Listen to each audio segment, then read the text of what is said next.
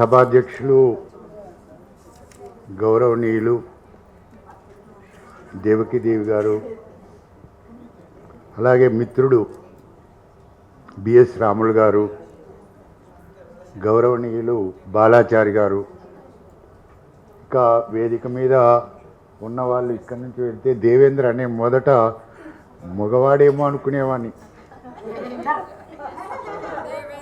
తర్వాత మగవాడు అనుకునేవాడిని. కానీ స్పాట్ వాల్యుయేషన్లో నేను సిఈ, నా దగ్గర తను వాల్యుయేషన్ చేసింది. అప్పుడు దేవేంద్ర అంటే అప్పుడు అర్థమైంది, అప్పటిదాకా నాకు దేవేంద్ర తెలియదు. ఆ తర్వాత ఇప్పటి వరకు దేవేంద్ర. అలాగే అన్నవరం నాంపల్లి అనటానికి రంగనాయకమ్మ ఒక మాట అంది, ఆడవాళ్ళైతే వాళ్ళ ఇంటి పేరులో మొదటి అక్షరము, మగవాళ్ళైతే ఇంటి పేరులో మొదటి అక్షరము రెండు పెట్టుకోండి. కుటుంబంలో ఏ పిల్లలు జన్మించినా, ఆడపిల్ల అయినా మగపిల్ల అయినా, అంటే అన్నవరం నాంపల్లి, ఏఎన్ నాంపల్లి అని అనుకోవాలి. కాబట్టి ఏఎన్ నాంపల్లి గారికి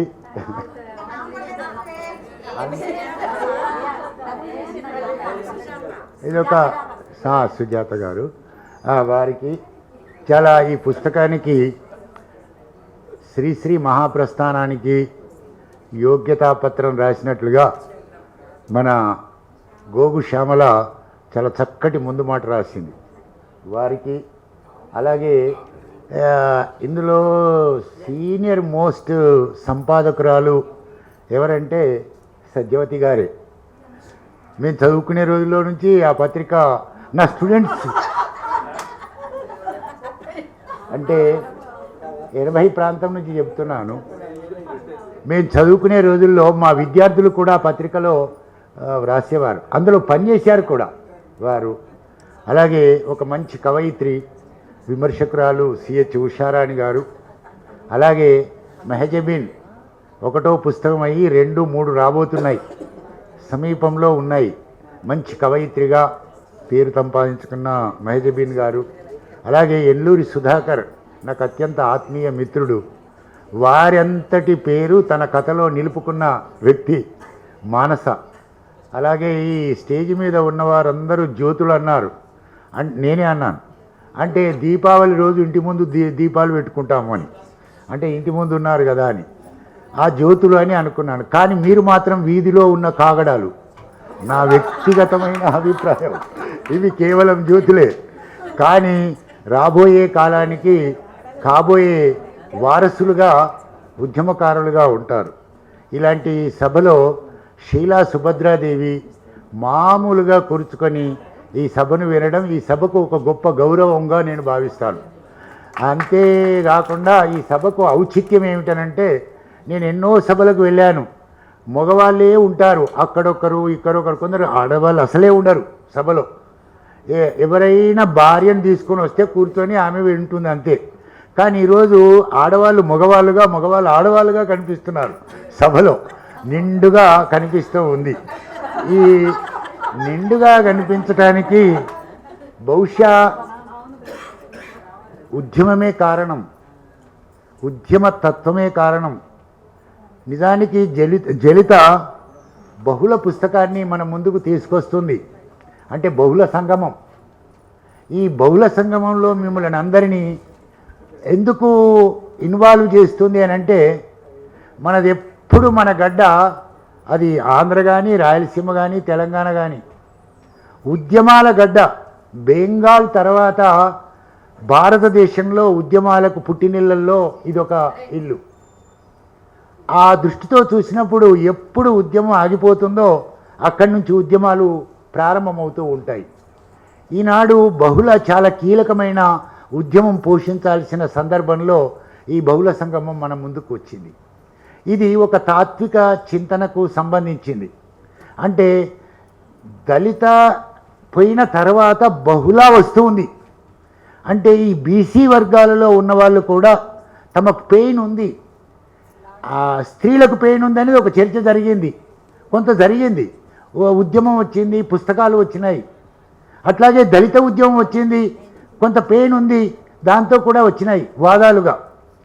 ఇప్పుడు ఈ వాదానికి వారసురాలిగా మన ముందు నిల్చుంటున్న జ్వలితను అభినందించాల్సిన అవసరం ఉంది. పైకి చూస్తే జ్వలిత ఒంటరి అనుకునేరు, ఒంటరిది కాదు. ఆమెకు మొట్టమొదటినే రుంజా ఉంది దానితో మొదలైంది. అనేక సంఘాలలో పనిచేసింది. తర్వాత చాలామంది తమ ప్రొఫైల్నే బాగా ప్రమోట్ చేసుకుంటారు రచయితలు. కానీ ఉద్యమాల్లో వచ్చిన వాళ్ళు, ఇప్పుడు విమల వెళ్ళిపోయింది, ఉద్యమంలో నుంచి వచ్చింది, తనదంటూ ఎప్పుడూ ప్రొఫైల్ చెప్పుకోలేదు. కనుక జ్వలితకున్నది ఏమిటంటే ప్రొఫైల్ సమాజంలో ఉన్న ఒక వర్గపు ఉద్యమాన్ని నడపాలని అనుకుంటుంది. అందుకు ఈ పుస్తకాన్ని తీసుకురావడానికి ప్రయత్నం చేస్తుంది. ఇది చూసిన ఇప్పుడిప్పుడే దీన్ని నాకు వాట్సాప్లో చూసినప్పుడు అంత ఆనందం కలగదు. వాట్సాప్లో చూస్తే అమ్మ బొమ్మ చూసినట్టు ఉంటుంది. పుస్తకం చేతిలో పట్టుకుంటే ఏమనిపించిందంటే కొంగుచాటు పాలు తాగినట్లుంది. పసిబిడ్డ కొంగు కప్పిన తర్వాత తల్లి పాలిస్తుంది ఎక్కడైనా, ఇంట్లో కానీ బయట కానీ. ఈ పుస్తకము నాకు అట్లా అనిపించింది. ఒక అద్భుతమైన సంచిక. నేను కూడా కొంతకాలం పనిచేశాను. ఇప్పుడు బాలాచారి గారు కూడా పనిచేస్తున్నారు, సత్యవతి పనిచేస్తున్నారు. ఇందులో ఉన్న వాళ్ళల్లో చాలామంది, ఇంతకుముందు ఆనందచారి గారు కూర్చున్నారు, వారు ఇప్పుడు పత్రికలో పనిచేస్తున్నారు. నేను సైతం ప్రపంచాగ్నికి సముదనొక్కటి ఆహుతిచ్చాను అనేది ఈ పత్రికలు నడిపే వాళ్ళ యొక్క స్వభావం. అందులో జ్వలిత మన ముందుకు వస్తూ ఉంది. ఇందులో నేను ఈమెని చూసినప్పుడు నాకు చాలా గర్వకారణం ఏంటంటే ఒక్క జ్వలిత మాత్రమే లేదు, ఇందులో 27 మంది ఉన్నారు. ఇందులో 27లో 17 మంది వర్గం, సంపాదక వర్గం ఉన్నారు. ఒక్క పేరు మాత్రమే ఉంటుంది ప్రైమ్ మినిస్టర్ లాగా, కానీ సంపాదక వర్గం 17 మంది ఉన్నారు. అందులో ఉన్నవాళ్ళు ఇందులో రచనలు చేశారు. ఒకప్పుడు సృజన పత్రిక ఒకప్పుడు బాగా జరిగేది, అద్భుతంగా నడిపేవాళ్ళు. ఈ 17 మందితో పాటు కార్యవర్గంలో ఒక 5 ఉన్నారు, తర్వాత సాంకేతిక వర్గంలో ఒక 4 ఉన్నారు. ఆమెతో కలిపితే 27 మంది టీం ఇది. ఈ 27 మంది ఒక ఉద్యమాన్ని నడుపుతున్నారు. ఇది నిశ్శబ్ద యుద్ధం. ఇది బయట నడిపే ఉద్యమానికి వెన్నెముకగా ఉండే పుస్తకం ఇది నా దృష్టిలో. కనుక ఈ పుస్తకంలోకి వెళ్ళేటప్పుడు ఇదన్నీ పుటలు తిరిగి చూశాను. ఈ చూసినప్పుడు నాకు ఇందులో ఉన్నవి ఏమిటనంటే 59 మంది రచయితలు ఇందులో ఉన్నారు. ఈ 59లో లెక్క వేశాను మగవాళ్ళు ఎందరున్నారు అని. చాలామంది ఆడవాళ్ళు చాలా తక్కువగా ఉంటారు. ఇంతకు పూర్వము లక్ష్మి పేరు అందరికీ తెలుసు అనుకుంటా, ఆహ్వానం పత్రిక ఎస్ఎస్ లక్ష్మి. ఆ మేడం నడిపేది కానీ మగవాళ్ళవే ఎక్కువ ఉండేటివి అప్పుడు. తర్వాత ఆమె చాలా మార్పు తెచ్చి ఆలోచన చేసి అమ్మమ్మమ్మో చాలా ఆక్యుపైడ్ అవుతుందని ఆమె ప్రారంభించింది. ఇక ఇప్పుడైతే మన తెలంగాణ నుంచి 4-5 సంపాదకులు ఉన్నారు, తెలంగాణ నుంచే సంపాదక వర్గంలో ఉన్నారు. ఇంకా యూట్యూబ్ ఛానళ్ళలో పనిచేసే వాళ్ళు కూడా చాలామంది ఉన్నారు. అనేక రంగాలలో పనిచేసే వాళ్ళల్లో ఈ జ్వలిత ఒకరు. ఇందులో 12 మంది మాత్రమే మగవాళ్ళు ఉన్నారు, అందరూ స్త్రీలు మాత్రమే ఉన్నారు. 12 మంది ఉన్నారు. అందులో ప్రధానంగా ఏమిటనంటే 19 కవితలు ఉన్నాయి, 19 కథలు ఉన్నాయి. ఏం లెక్క వేశారో నాకు తెలియదు కానీ నేను లెక్కేసుకున్నాను. 34 సృజనాత్మకమైన రచనలు ఉన్నాయి. వీటికి ప్రధానంగా ఉన్నవి ఏమిటంటే నేపథ్యం 21 రచనలు. ఈ 21 రచనలలో నేను చాలా ఆనందపడ్డది ఏమిటనంటే, ఇప్పుడు నా దగ్గర పిహెచ్డి రేపో మాపో సబ్మిట్ చేస్తుంది నా విద్యార్థి, అయిపోయింది, దగ్గరికి వచ్చింది. అందులో తేజస్వి ఇప్పుడు ఆల్ ఇండియా రేడియోలో పనిచేస్తుంది. చాలా మంచి సబ్జెక్టు, 3 చాప్టర్లు పూర్తి అయిపోయినాయి. అందులోని ఒక భాగం ఇందులో రాసింది వేశారు. నేను ఇది మొత్తం పుస్తకం కన్నా ముందు మా తేజస్వి చదువుకున్నాను, నా విద్యార్థి ఏం రాసిందా అని. కాబట్టి నాకు మరింత ఆనందాన్ని ఇచ్చింది. ఇందులో చాలా సంపన్నంగా సాహిత్యంలో మెచ్యూరిటీ సాధించుకున్న వాళ్ళు ఉన్నారు. 3 వర్గాల రచయితలు ఉన్నారు ఇందులో, కవిత్వంలో కానీ, కథలో కానీ, విమర్శనా రంగంలో కానీ. ఈ విమర్శనా రంగంలో మాత్రం నాకున్నవి కల్లూరి భాస్కరం వ్యాసం, చాలా మంచి వ్యాసం వేశారు. ఈ పుస్తకానికి హైలైట్. చాలా అద్భుతమైన వ్యాసం ఉంది. ఒక్కొక్కటి గురించి నాకు చెప్పాలని ఉంది. అట్లాగే వీటిలో చూసినప్పుడు కే ప్రకాష్ది కూడా చాలా బాగుంది. అందులో